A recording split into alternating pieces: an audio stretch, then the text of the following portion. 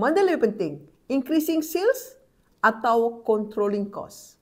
The truth is, dua-dua penting untuk kita jaga profit. Apabila kita ada budget dan kita ada forecast, kita boleh monitor kita punya performance sebenarnya, prestasi bisnes kita sebenar against kita punya budget dan kita punya forecast. Budget ni adalah kita punya target. Forecast ni memberi kita direction untuk apa akan berlaku dalam bulan-bulan akan datang. Forecast ni mengambil kira situasi bisnes atau situasi market semasa. Kita compare kita punya performance sebenar ini dengan budget kita.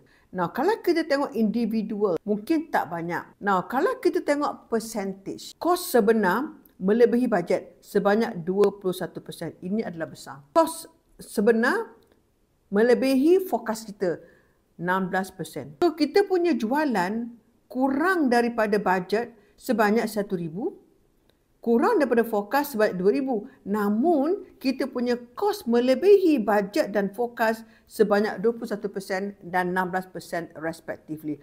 Kenapa jualan kita menurun tetapi kos kita menaik? Ya.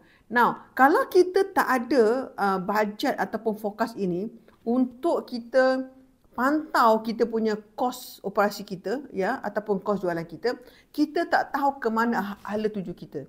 Tapi dengan adanya budget dan fokus, kita boleh compare, kita boleh tahu prestasi kita ke atas jualan kita yang sebenar dan ke atas kos kita yang sebenar. Ini bermakna dia memberi impak kepada kita punya business margin.